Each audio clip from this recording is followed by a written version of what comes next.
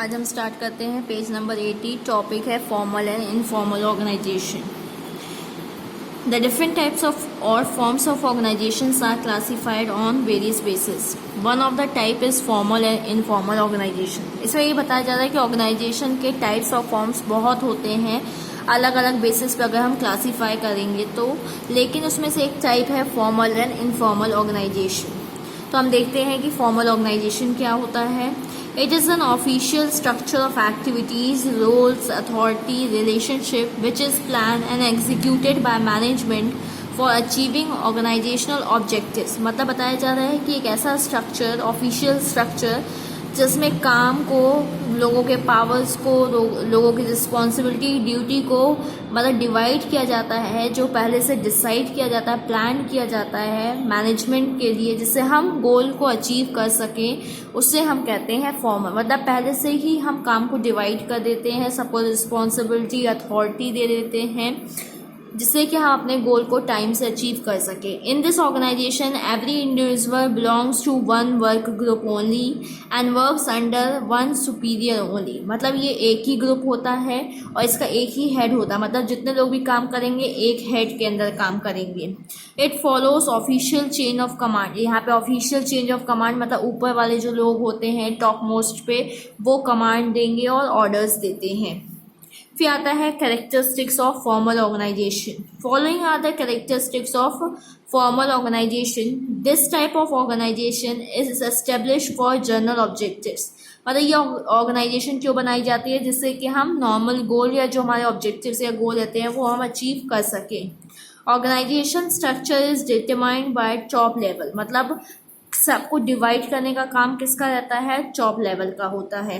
Authority and responsibility are clearly defined in formal organization. मतलब किसको कौन सा काम करना है, किसके पास कितनी पावर है, ये कौन डिसाइड करता है। मतलब पहले से डिसाइड रहता है, क्लियरली मेंशन रहता है फॉर्मल ऑर्गेनाइजेशन में।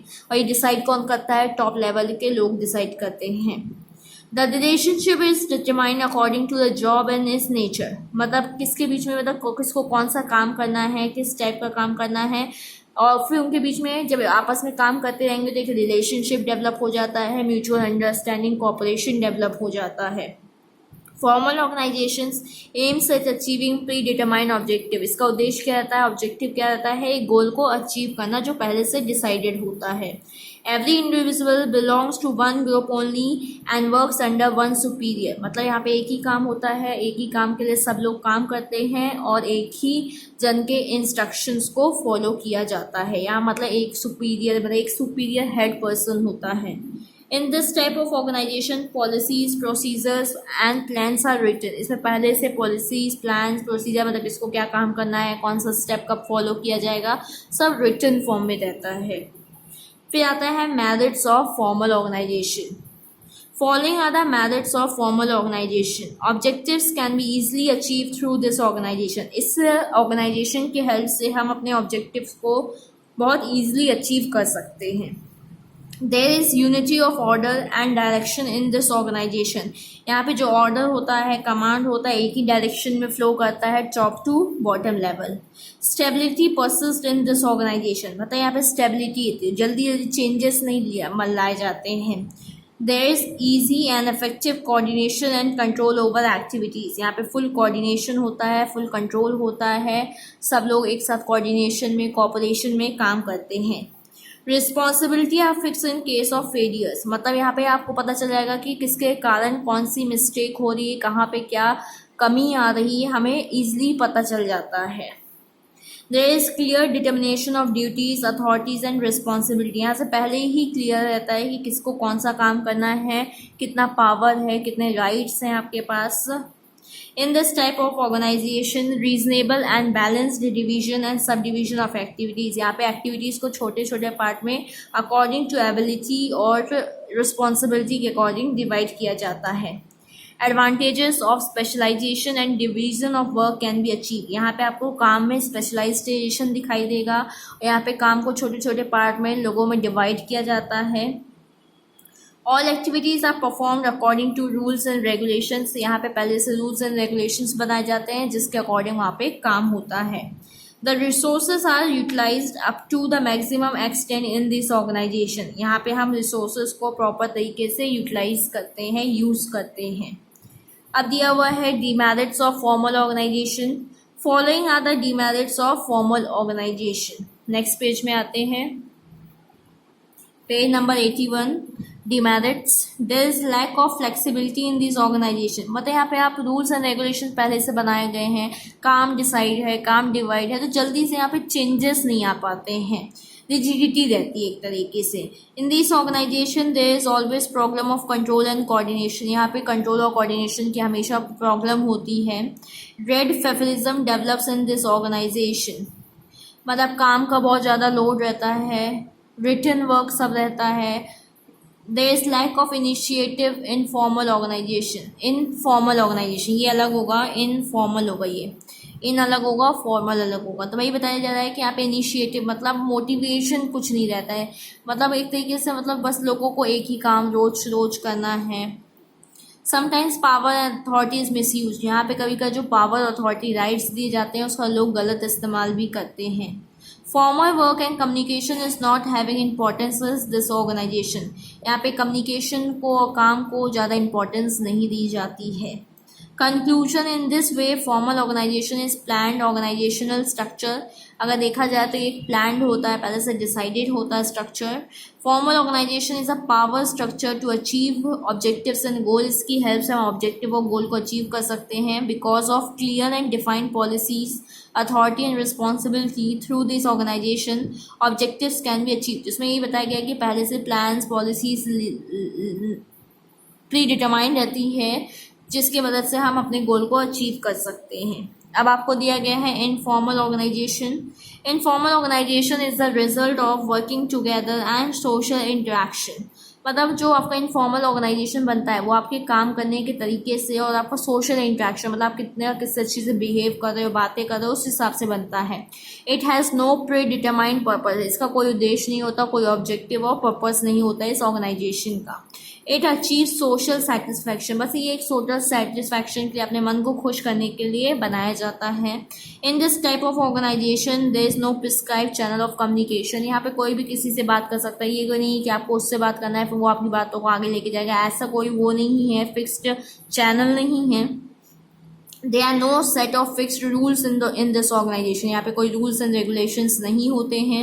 The example of these organizations are relationship between travelers, players and pilgrims and etc. मतलब players, एक टीम में जो players होते हैं वो आपस में रोज मिलते हैं, बातें करते हैं, तो एक फ्रेंडशिप टाइप की, एक ऑर्गेनाइजेशन टाइप का स्ट्रक्चर बन जाता है। या मानो आप रास्ते में जा रहे हो तो कोई मिल गया तो मतलब आप उससे बात करने लगते हैं, तो मतलब ऐसे नॉर्मल इनफॉर्मल वे में आप बात कर रहे, कोई आपका ऑब्जेक्टिव पर्पस नहीं है। फिर दिया हुआ definition, according to Keith Davis, informal is that network of personal and social relationship which are not established or required by formal organization। ये formal organization में नहीं फॉलो किया जाता है क्योंकि एक social relationship होती है, interaction होता है। According to C.I. Bernard, organization is informal when aggregate interpersonal relationship are without conscious joint purpose। Organisation में आपको इनफॉर्मल स्ट्रक्चर मिलेगा लेकिन इसका कोई ऑब्जेक्टिव नहीं होता है, कोई पर्पस नहीं होता है।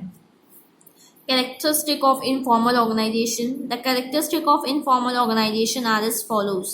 These type of organization are formed spontaneously, मतलब ये नॉर्मली बन जाता है, इसको कोई बनाता नहीं है।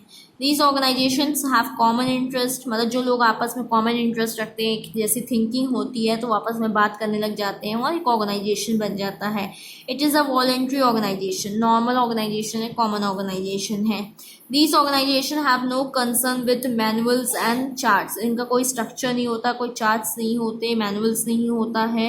In this type of organization, the relationship is based upon personal understanding। यहाँ पे रिलेशनशिप, फ्रेंडशिप आपके इंटरेस्ट के अकॉर्डिंग, आपके अंडरस्टैंडिंग के अकॉर्डिंग होती है। These organization can be legal और illegal। ये ऑर्गेनाइजेशन लीगल भी हो सकते हैं, लॉफुल भी हो सकते हैं और इलीगल भी हो सकते हैं। It does not have a clear and well defined structure। इसका कोई अपना स्ट्रक्चर नहीं होता है। It emerges to meet the social and culture needs of the members of the organisation. ये क्यों बनता है? जिससे कि आप कल्चर या सोशल नीड फुलफिल कर सको ऑर्गेनाइजेशन के मेंबर्स की। It is a part of formal organization. Formal organization का एक पार्ट होता है। The rules and regulation in this organization is not in writing, इसके rules and regulation written form में नहीं होते हैं. इट मे और may not follow official chain of command, यहाँ पे कोई चेन ऑफ कमांड नहीं होती कि ऑर्डर्स इसके पास जाएंगे फिर उसके पास से वहाँ आएंगे, ऐसा कोई वो नहीं होता. यहाँ पे कोई भी किसी को कमांड या ऑर्डर दे सकता है.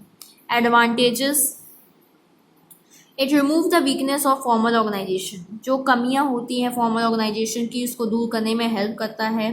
It is an effective means of communication, एक तरीके का बात करने का मीडियम होता है.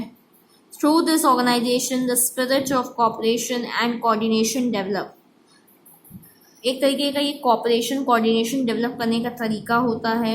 It provides social status and sense of satisfaction, एक तरीके का पावर सेंस ऑफ सेटिस्फैक्शन आपको दिया जाता है. एक बार आप किसी से बात करोगे तो आपको अच्छा लगता है. Employees are motivated towards work, इससे क्या होता है एम्प्लॉयज़ भी रिफ्रेश हो जाते हैं और काम करने में उनका मन लगता है. Disadvantage of informal organisation, following are the disadvantage of informal organisation. Illegal activities are encourage in this organisation, यहाँ पे गलत काम इलीगल वर्क को ज़्यादा प्रमोट किया जाता है. These organization create confusion by spreading rumors, यहाँ पे ज़्यादा करके rumors ज़्यादा फैलते हैं.